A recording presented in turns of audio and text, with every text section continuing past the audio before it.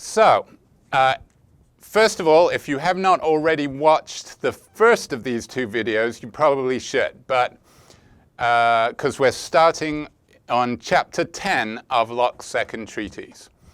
The first 9 chapters briefly talk about the state of nature, where humans are naturally free and equal, and why people in the state of nature would contract, the social contract, to form first a society, which is just a group, a group of individuals, which does have a government, but it is literally it's democracy. It's the majority rule. Once you form a society, the majority rules, and he has arguments about why, if that were not the case, nothing would get off the ground. And that comes up, actually, right in the beginning of chapter 10, because Locke is an interesting contrast with people like Hobbes and Machiavelli, and Aristotle, actually, who spend a great deal of time sort of comparing and contrasting the advantages and disadvantages of the basic types of government. Like, the 3 main ones are monarchy, aristocracy, and democracy, depending on the number of people in power. Monarchy, it's 1. Aristocracy, it's a small group. And democracy, it's the majority. Locke just spends this very short chapter talking about the, aristocracy and monarchy and democracy, and basically says, I'm easy.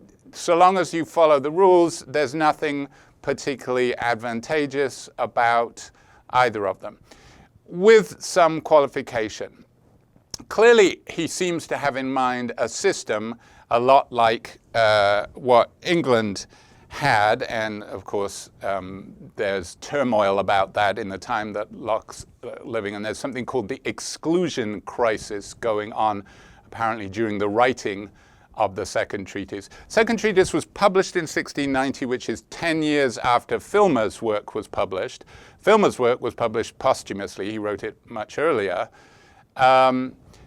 This is not posthumously, but Locke never put his name to the treatises while he was alive, unlike his other philosophical works. And scholars say that it was written during the exclusion crisis and justifies, whether or not it does, but certainly Locke was on the side of Parliament and possibly even of assassinating the king and his brother. And then the question is, does his theory justify that? So the system that Locke will be used to is where the executive power, and we're going to talk about executive and legislative powers in a minute, is in the person of the monarch, the king or prince, and then the legislative power is in a body, Parliament, which is a separation of powers, which of course Hobbes said was basically lethal. You cannot, Hobbes is very firm on this, you cannot have powers separated. That will lead to things like the Civil War. Whereas Locke actually insists on separation of powers. So despite them both being social contract theorists, they justify very different systems. All right, so of the forms of a commonwealth, remember, there's a 2-stage process. First, society is formed, which is where a group of individuals separate themselves off from the mass of humanity and form, like a giant club. I used the analogy of a skateboard club in the previous video. They make a club, so everybody has to agree to be a member of the club. Obviously, you cannot be a member of a club without your consent, if you think in terms of private organizations. Nobody can say, oh, by the way, you haven't paid your dues to the skateboard club yet, pay up, if you've never expressed any interest or consented to be a member of it. You have to, by your consent, become a member of society. And why they would do that, as detailed in the previous video, is because although the state of nature, Locke's state of nature is a lot more pleasant than Hobbes' state of nature, and crucially, you can have money and property in Locke's state of nature, unlike Hobbes's. Nonetheless, because there is no common judge to settle disputes, if you do have a dispute, it's very much likely to devolve into a state of war. So while Hobbes says the state of nature is the state of war, Locke says, no, the state of nature and the state of war are distinct, and you can be in the state of nature without being in the state of war. Nonetheless, the state of war is always a possibility if somebody gets into a dispute with somebody else because there's no common judge. So to solve that problem, people will leave the state of nature and form these sort of clubs which become societies. And each of those clubs, once it is formed, so you must have unanimous consent of every single member of the club to be a member of the club. You cannot have a group of people saying, oh, we'll include that person as well, and their consent deciding for you. No, that's not going to happen. The only way you can be a member of the club is if you consent. So unanimous consent of all members to be members of the club. Once you are a member of the club, by becoming a member, you agree to abide by the majority rule. So the society at this stage is a natural democracy. Everybody gets a say, but the majority, you have to abide by the majority rule, even if you disagree with it, if you're a member of the club. But that kind of is a very crude and simple system of government, the majority. And it doesn't last long. I mean, it's possible to have a society, I guess, exist in that stage without setting up a government above them, but Locke doesn't seem to think that's much of a possibility. So stage 2 then is for the majority to agree on a government that can, and the government will have powers that are derived from the powers of the individuals. So remember, in a state of nature, humans are naturally free and equal. One might assume that means that there is no such thing as political power because no one has authority over anybody else. Locke doesn't see it that way. Locke says that actually there's just as much political power sort of sloshing around in the state of nature as there is in a regular political system. It's just that, and in fact it has to be exactly the same because the power that a government has in a society that has a government derives entirely from the power that it was given by the people that make it up. And it's the power that they already had in the state of nature. Locke isn't always consistent in his usage of the word power. In fact, he uses it in about 3 different senses. So, but the way I'm using it now, and he uses often when we're talking about political power, is legitimate political power.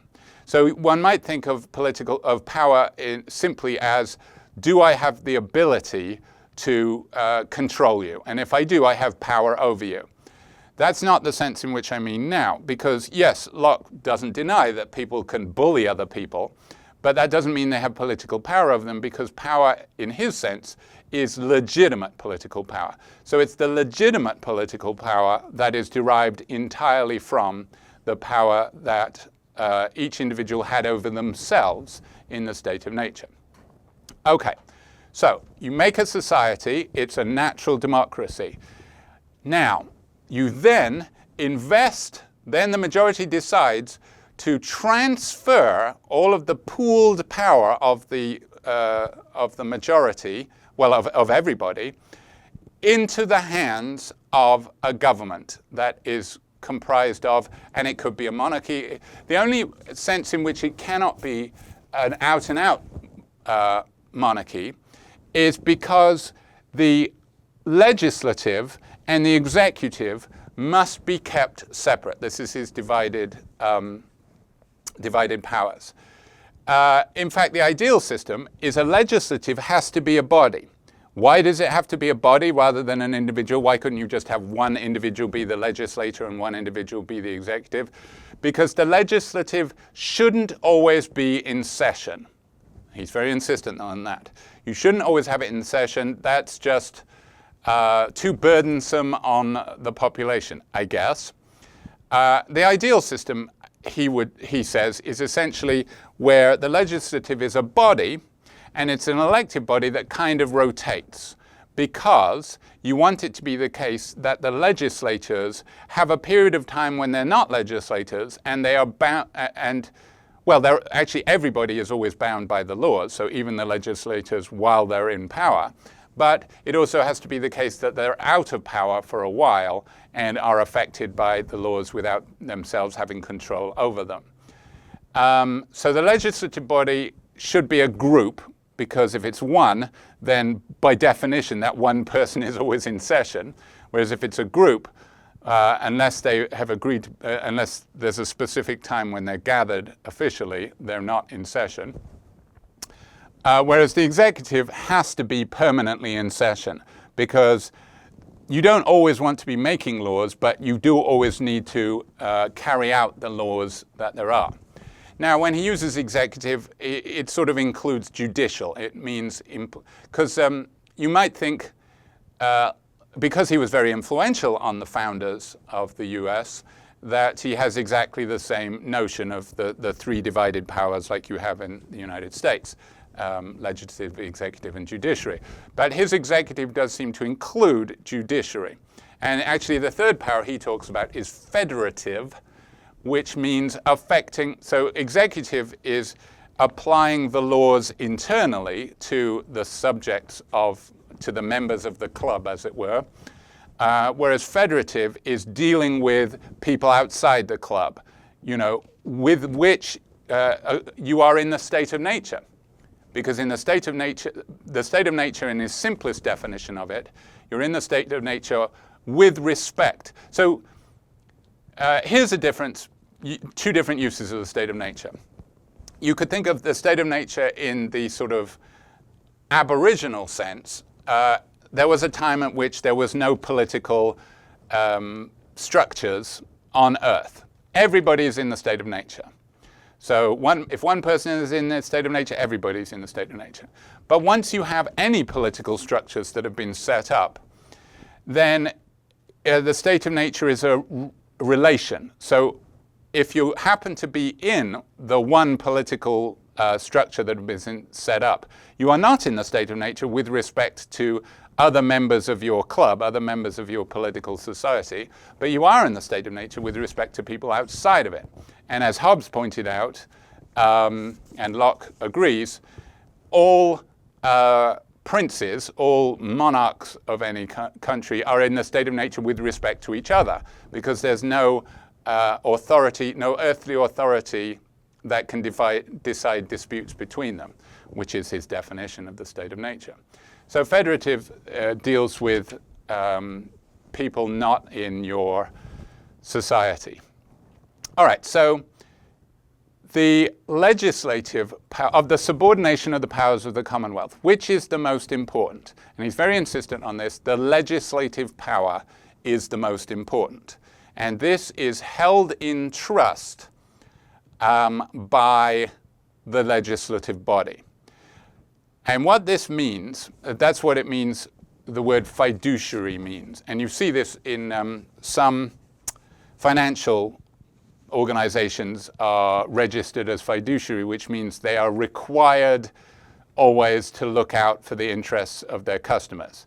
So, and it's held in trust by them. And of course, whatever they have can be revoked by the customer if the trust is broken. So, for example, an agent, a Hollywood agent, presumably should have sort of fiduciary power to represent their client. They have to do everything in the interest of their client. That's the sole purpose. And the only sense in which they can make agreements that are binding on their client is that their client has put that authority in trust, which they could revoke. So that's the sense in which the legislative power, the legislative body has power to make laws. The power that the legislative body has to make laws comes from the power that each individual in the state of nature has to decide for themselves. Their sort of self-legislative power. So you give that up partially to the body when you found society. What you give up entirely is your right of punishment. And the right of punishment is the power, the executive power. So it's as if you have these two powers, one of which you put into, when you found society, you put into trust into the majority. That is your self-legislative power. But it's in trust, and really it's still kind of yours because it's only fiduciary. That is the legislative power. But you also, in the state of nature, according to Locke, have a right, again, which is one of the uses of power, a right to enforce the state of nature when you see it being broken. So, for example, you have the right in the state of nature to punish somebody that you see violating the law of nature. And Locke's argument for why people in the state of nature have this right, which someone like Hobbes would absolutely deny, is basically that you can't, that there is a law of nature, and a law is impotent unless there are enforcers. So who would be the enforcer of the law of nature? Has to be everybody equally, because everybody is equal in the state of nature. Now that's kind of a circular argument, as a critic like Filmer, who doesn't believe in the state of nature, believes in political naturalism, that we are all by nature in a hierarchy. He would definitely attack that little argument because it seems to be circular. But that is certainly Locke's position, that you have a power to enforce the law of nature. And it's that power that you give up entirely. And you have to give it up entirely because that's the point. That right that you have to punish other people is one of the great sources of conflict in the state of nature, why it leads to a state of war, because people are always enforcing the law as they see it. But people aren't going to say, oh yeah, it's a fair cop, you're right, I violated the law of nature, punish me as you will. In the state of nature, they're not going to do that, which is why it's so unstable. But so why people are going to agree to leave the state of nature is so that there's going to be a common judge, and the common judge is effectively the executive. Now, what is the legislative doing if there are these laws of nature? Well, the laws of nature, there aren't very many of them, and they don't cover positive things like which side of the road you should drive on, and they don't cover things like how much taxes you should pay. Now, libertarians are very fond of Locke because Locke is insistent that you can have property before political society, and the overwhelming function of political society is to protect the property that you have. And in a couple of sections, specifically 139 and 140, he does suggest that you cannot take property without consent. This is very different from Hobbes. Hobbes, for example, insists that there is no such thing as property in the state of nature. So insofar as property as an institution exists, that certain people have a right to certain things and that's backed up by the law, that's entirely at the will of the absolutist sovereign in a Hobbesian system. So your property is pretty much up to the sovereign. And you can't really complain because you had no property in the state of nature because you couldn't hold on to anything. If you amassed anything, somebody would just take it from you. Whereas Locke argues that the law of nature determines that you can actually amass a fair amount of wealth so long as you leave enough and as good, and you know, all that stuff in chapter 5. And once you have that, it is to be protected by the government. And you wouldn't agree to set up government if you thought the government was going to take away your stuff. Having said that, section 140 does say that, of course, there are going to be taxes. So it's not like Locke is a total libertarian that says taxation is theft. He does say that there must be taxation, but it's fairly well constrained, and it has to be that you've consented to it. Now, of course, it might be that you consented to it just by joining society, because obviously it's like joining the skateboard club. You know, the skateboard club can't survive without at least you know, a place to meet, and you know, and then if somebody is arranging outings or something, they have to have money to pay for those, and so on. So the consent to the taxes might be the consent that you gave when you joined society. And of course, there's only two stages to setting up if you're really in sort of the original state of nature. At the stage we're in right now in human history, just about everybody, there's practically nobody that's not part of a political system or that is not born within the control of particular system. If you're born in the United States, there's a government that controls the United States. So you can't sort of set up your own society where you are. However, you could leave, and you know, once Elon Musk gets his act together and stops messing around on Twitter and gets to moving to Mars, then Locke would be perfectly okay with people going to Mars and then setting up their new system there, because that's not a territory controlled by any political system. But for most of us, we're born as children under the authority of our parents, but not under the political authority of the government. So you are still, so effectively children are born into the state of nature, except in a different way from adults, because adults in the state of nature are bound by the laws of nature, whereas children aren't, because you cannot be bound by a law if you cannot understand it, which is why he actually says children and, lunatics and madmen and idiots are not bound by any laws because they cannot understand them. All right, so where are we? We've set up the legislative power. Now, how do they relate? How do the legislative, executive, and federative powers relate? Well, the legislative has to be permanently in session. It has to not be permanently in session. The executive does have to be permanently in session. So actually, although you can distinguish executive and federative as two different kinds of powers, so they are conceptually distinct, they must always be in one body and ideally individual. So again, it does sound like a parliamentary monarchy is the ideal system, although it doesn't have to be, as he says in chapter 10. So you have sort of the monarch or the prince, which he refers to later on. So when he's talking about a prince later on, he's talking about basically somebody who has combined executive and federative. But in theory, it doesn't have to be a monarch, and it could be an elected, could be a president. So when he's talking about prince, he just means the body that has executive and federative powers. Okay, of the subordination. The legislative power is supreme.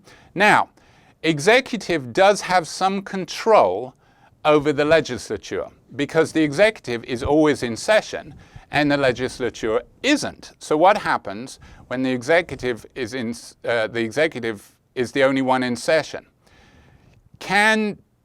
So what Locke suggests, and this is obviously followed by the US Constitution, is there has to be very strict founding principles of when the legislative meets. And these cannot be altered by the executive. The executive cannot disband Parliament without that thereby sort of undermining the trust. If, in fact, of the dissolution of government can happen by altering the legislative. So although in some sense the executive should have the power to call a government. Because what happens if there's a national emergency and the legislature is not due to meet for, say, a couple of weeks? The executive should be able to determine legislative sessions. But if they take this too far, and, for example, the prince hinders legislative meetings, as he says, the blue numbers are now section numbers. There's like, 243 sections in the treatise. I was using the little section symbol in the first video, but I decided to use a different color for this one. So in section 200, these sections, and this last chapter is perhaps the most radical of and most important politically for contemporaries of Locke is chapter 19. It's basically all building up to chapter 19 because this is where he justifies rebellion, which is very relevant to the political situation he was writing it in. So when can government be dissolved? When can the people take back the powers that they have given? Now, actually, the first section of this chapter, he discusses not just disbanding the government, but disbanding the society as well. Because if you break up the club, then of course you automatically break up the political system. You know, if there is no club, then of course there's no president. But of course, the reverse is not necessarily true. You can get rid of the president and keep the club. But if you're getting rid of the society, as he says in section 211, that just destroys the government automatically. And when does this happen? Usually when you're invaded from outside. But getting rid of the government while keeping the society is normally from within, and that's what he discusses in the rest of it. And one of the ways is where the executive messes with the legislative in ways that he is not allowed to. Hinders legislative meetings, manipulates electors. That is, he sort of packs the legislative body with his stooges. I'm saying his because he's using the word prince, but of course it could be he, she, or they. Or delivering into foreign hands. Let's say, like, for example, one of the reasons Russia invaded Ukraine is because Russia had basically a stooge in charge, and Ukraine got rid of that stooge and set up their own system. So Russia no longer had a puppet government in Ukraine, which is why I guess Putin decided he had to reinstitute a puppet government by invading, which so far he hasn't managed to do. But if, sort of your elected body decides, oh, I'm going to deliver authority over to a foreign power, like Belarus actually seems to have done with Russia, then the people can say, no, you can't do that. You don't have the right to transfer the authority that we have given you in trust into somebody else. It's not yours. Again, my analogy is, it's like if you let an apartment, you can't sublet it. It's not yours to sublet. It's yours to use because the landlord has allowed you to use it, but you can't sublet it. And this would be like subletting it. Failure to execute laws, like if the legislature passed laws and the executive says, nah, I don't want to put those into effect because I don't like them because they affect my buddies or they affect my interests. Well, that counts also as violating the trust. Now, presumably, that would just mean that the executive needs to be changed, but the legislative might persist. But another way is if the legislative violates the trust, then that can be a reason for rebellion. But we're getting ahead of ourselves. So let's go back to the subordination of powers. So essentially, the legislative power is above the executive power. However, because the legislative power is not always in session, executive has to be able to make decisions that affect the legislative, like calling an emergency session. That has to be legitimate. And also, depending on the number and specificity of the laws, the executive is going to be making decisions where the law is not entirely clear on exactly what he should do. And this is like the judicial function. Remember the Supreme Court, or courts in general, but especially the Supreme Court, their job is to interpret the law so that it can be applied.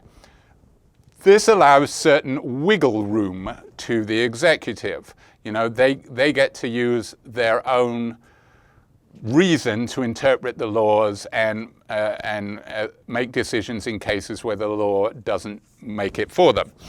This wiggle room is called prerogative, as in the old, was it Bobby Brown song, My Prerogative? And that has to be, so here Locke is making a concession to the monarch. The monarch does have to have this ability of necessity. And sometimes it could look like they're even violating the law. For example, like famously, I don't know if this is applicable and I don't know what Locke would think of this, but during the Civil War in America, Lincoln suspended habeas corpus. And that is a very serious thing to do, but because it was civil war, he claimed to have the authority. Now, I'm not sure that Locke would justify that, but certainly he gives a nice analogy in section 159.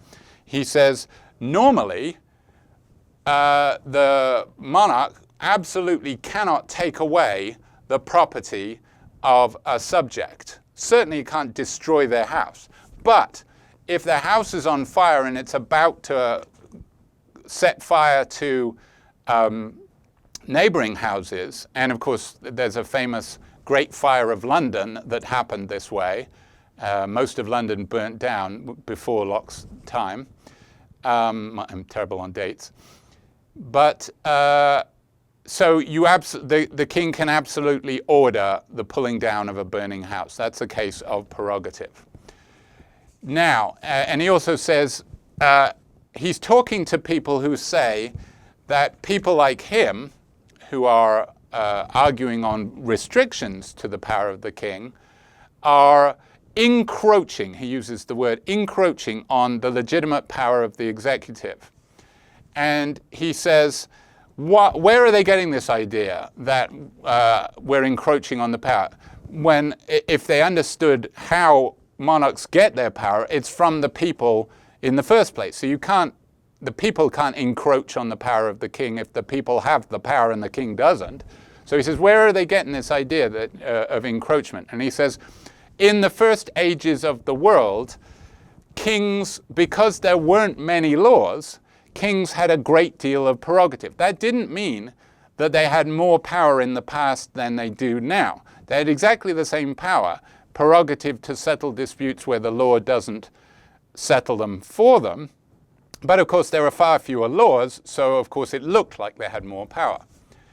And he said, there's this good quote in section 166, good princes are dangerous to the liberty of their subjects. Why? Because good princes make it look like the king should have much more prerogative. Because good princes are those that really do make tough decisions but they're always doing them for the good of the subjects. So if you have a good king, you're likely to, it's going to lull you into a false sense of security that, oh, we can just leave the monarch in charge and make all the decisions because we've done really well so far. But of course, if that prince isn't going to be allowed around forever, that executive, and they're going to be replaced by someone not as good, and if you give them the same prerogative, then they're going to screw everything up. So that's why they set a bad precedent by lulling you into a false sense of security. But there is such a thing as prerogative. There has to be, because the only way to avoid it is if you had like the biggest, fattest, most extreme set of laws that covered every eventuality, and you can't really do that. Chapter 15 is kind of a callback to discussions in the first half of the book, where he does give a chapter to paternal power, and despotic power is the power that a master has over a slave. So actually Aristotle distinguished these three different types of powers. Filmer, less so. Filmer said that basically political power was paternal power. And for reasons that are specified in the previous video, Locke has to distinguish between them. And here he recaps it in a nice way. He says basically paternal power doesn't give you enough power, doesn't give you the power that we think political power should be. Because first of all, it's temporary and it's not arbitrary. Well, actually not arbitrary is political power. But it's temporary and it just has to be for the good of the children. Essentially, and of course, paternal power is actually parental power. The mother has it just as much as the father. And in fact, it does include an element of a duty of the children to honor their parents. And as he points out, they can't be the same thing, political and paternal, because even the king has a duty to honor his mother, you know, and he's supposedly the king over everybody. But he still owes honor to his mother, so they're clearly different things. So paternal power is temporary, it disappears. You only have the right to tell your children what to do, to force them to do things until they have until they achieve autonomy, which is either 18 or 21, you know, whatever, the age of reason. So at that point, you no longer have power over your children. Political power is the sweet spot. Despotical power does exist. Rousseau, as we shall see, says there's no such thing as a slave is just inconsistent to reason. But Locke does allow that you can have slaves, and what they are is you have despotical power over somebody if they attack you unjustly and lose. Then they are your basically political, well, they're your slaves effectively, and you have a special kind of despotical power. Now, paternal power exists even in the state of nature. Political power doesn't really, you don't have political power over anybody else in the state of nature. In a sense, political power does exist in the state of nature because that's his whole theory, that the power that the government has comes from the political power that each person has over themselves. But there's no such thing as political power over another person in the state of nature. Whereas even in the state of nature, you do have parents do have power over their children. Despotical power is unnatural. It's against nature. It only comes about if somebody has done something unnatural, specifically violated the law of nature in attacking you. And it only arises after either a just war in the sense where justice is on your side, so they were fighting an unjust war against you. The origin of paternal power is nature. It is natural. The origin of political power on Locke's view is consent. Everybody has political power equally. It is consent-based and it's given up only for the common good. Despotical power is unnatural and it arises by forfeiture. The only way anybody ends up with despotical power over anyone else is if that person has forfeited their rights by attacking you unjustly. Big section on conquest, where essentially there's no way that an unjust war gives you any right over anybody else. Even despotical power, you don't have legitimate despotical power over anybody else if your cause is unjust. So an unjust war where you're just invading somebody else, as most people would say Russia is doing to Ukraine, doesn't give you any legitimate power. But what power does a conqueror in a just war gain? Well, that is severely restricted, according to Locke. You don't have power. So suppose somebody attacks you and you successfully defeat them. What do you get as sort of the commander of the winning armies? Well, you don't get any political or despotical power over your fellow conquerors. You are still equal with them. This is interesting. You don't even get power over the possessions of the people over whom you have despotical power. So despotical power, even your slaves, you do not have a right to their property. Their property is sort of held, would go to their children. If they have children, you don't have despotical power over their children because their children are non-combatants, and their property they would will to their children, and their children own it, not you, the conquering army. And you can't take land.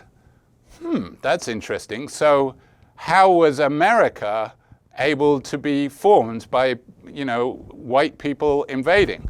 Well, Locke, who, by the way, had great financial interest in America and was a rich man, there's a lot of Weasley justification of what the Europeans did to the Native Americans in the Second Treatise. Because he always says, well, you can take land if it was not being used, because then you cultivate it and you make it more valuable to humankind as a whole. If anything, you're giving back to humanity by taking it and making use of it. So there's that sort of loophole. Section 186 is a very important contrast with Hobbes. Coerced consent is invalid. I've already said this in the previous video, but Locke says that if you make a covenant, even at gunpoint, you have to keep the covenant.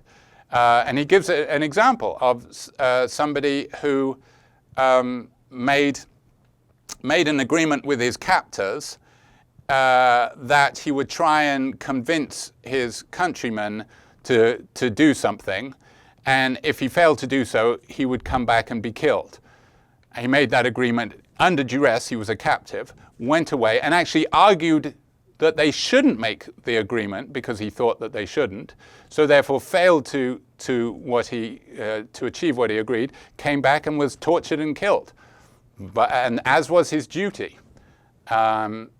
Which again, there's features of Hobbes that make that sound inconsistent, because you can never agree to give up your life. But certainly coerced consent is possible according to Hobbes, which seems ridiculous to modernize, and Locke is much more in keeping with the way we understand it. On the flip side, even God can be bound by an oath. If God makes an agreement, a contract with us, God has to keep it. So that is the power of consent. Consent cannot be forced, but if it's given freely, it is very powerful sort of binding force.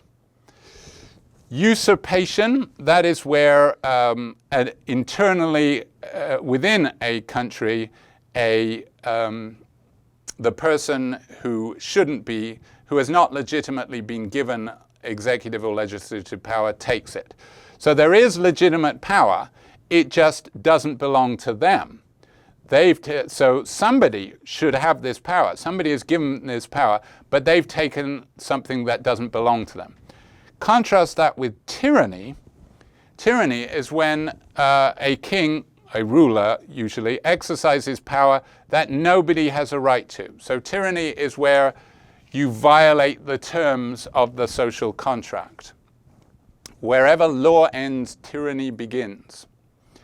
Okay, in saying that there is such a thing as tyranny, again, Hobbes denies that there is such a thing as tyranny. So in saying that there is such a thing as tyranny, this appears to give the people a right to rebel. So Locke imagines his critics saying, wait a minute, you're saying that the commands of the prince can legitimately be opposed. That's a pretty radical thing to claim. Okay, when? And here he specifies the limits of rebellion. So even if the prince is a tyrant, in section 205 he says the person of the prince is sacred. You can't just kill them. But the deputies of the prince may be opposed. So if the prince sends, his special guard to arrest somebody and is violating the law in doing so, you don't have to agree just because the prince said so, if he's acting as a tyrant. you must use legal recourse first. You can't say, oh, the prince has violated the law, great, we get to depose him. No, you must follow the law where there is the law. So it's only where there's no legal recourse that you can then sort of overthrow the prince. And this is sort of a response to those who worry that Locke's whole theory will just lead to anarchy. Remember, a big concern of both Filmer and Hobbes is you don't want a theory that leads to instability. That is in nobody's best interest. If everybody is always thinking, you know, well, I don't have to. You're not the boss of me. If everybody thinks that they get to decide whether or not they have to follow the laws, then effectively you got no laws, and then the benefits of political society are ruined. So you have to be very clear about the extreme situation when you can say you're not the boss of me. But he says, look, suppose some people get the wrong idea. Some people read my work and believe, okay, there are circumstances where I don't have to obey the prince, as indeed Locke is arguing, but get it wrong and think basically it's way more situations than Locke intends. Will the existence of these people who believe they get to violate the laws and just do it in too many circumstances, will that itself lead to collapse of society? No, says Locke is very insistent, and I think he's right about this, that people are naturally conservative. He says this again in section 224. People dislike change. They're not going to rock the boat. Sure, you're always going to get a few radicals, you know, the kind of people who live in Idaho and keep talking about appeal to heaven. You're going to have those kind of radicals exist, but they're always going to be a minority. You know, they're going to talk about, what is it, Randy Weaver and Waco and things like that. You're going to have a few people who think that where the federal government overstepped its bounds, that means society is no longer valid.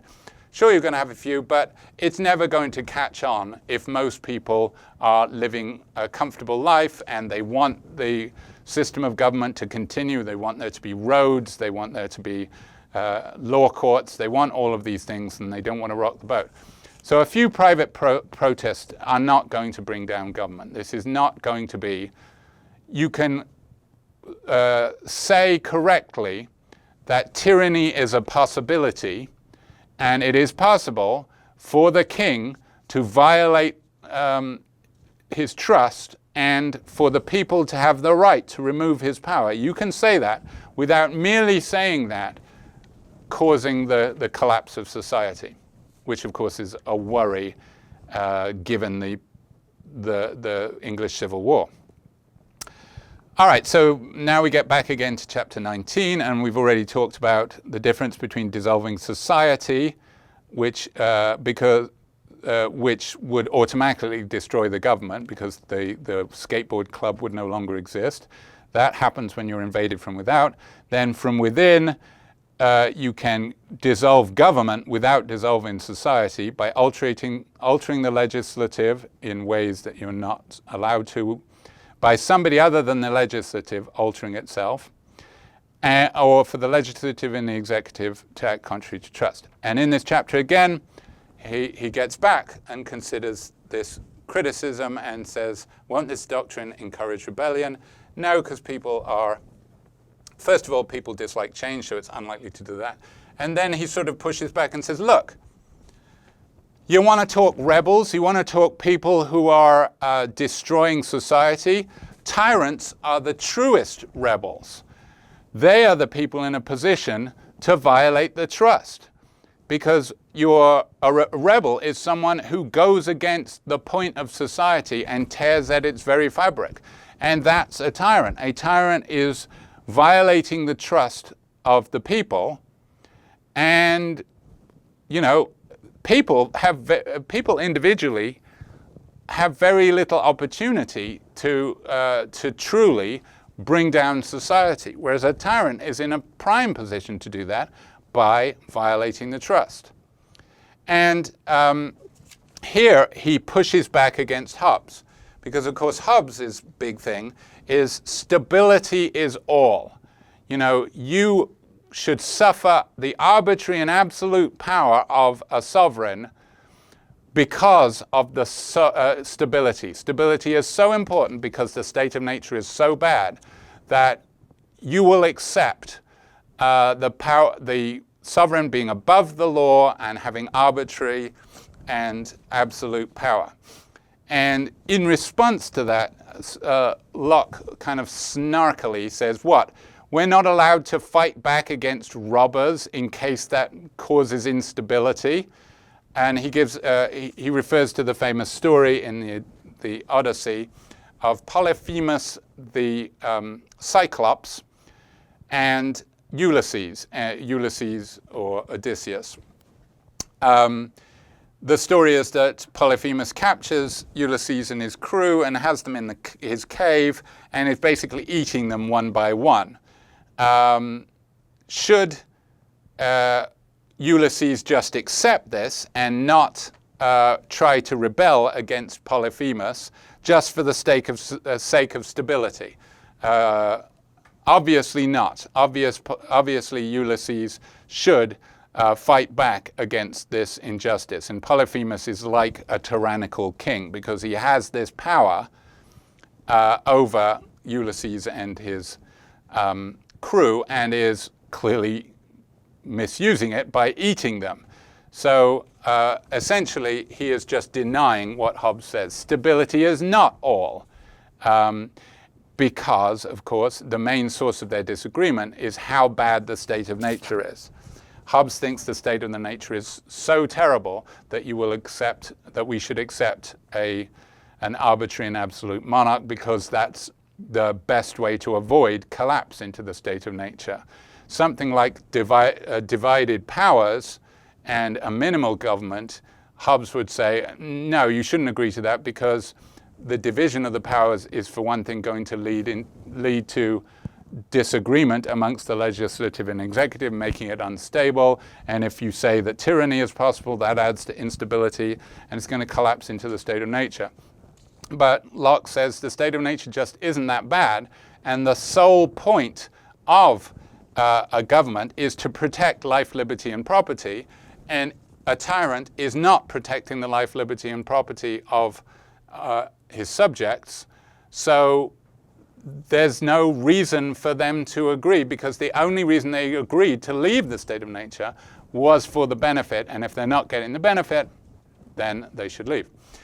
Which is, actually this whole argument leads to a dispute about interpreting Locke. On the one hand, Locke is saying everything comes down to consent. Did you give consent or not? If you gave consent, then the government has authority over you. If you didn't, then it doesn't. But on the other hand, he's saying there is something that the government is supposed to do. So in other words, there's an end it has to achieve, and if it's not achieving the end, then you don't have to obey it. But those two things are different. One is consequentialist, is it doing what it's supposed to, which is much more like Hobbes' idea, and one is consent-based, because in theory, in consent-based, so long as you've agreed to it, you have to accept it. There could be a great diversity of legitimate kinds of governments, provided that people have consented them. If people over here want to consent to a king, then they get a king. If people over here want to consent to, a parliament, then they get a parliament. It's up to them.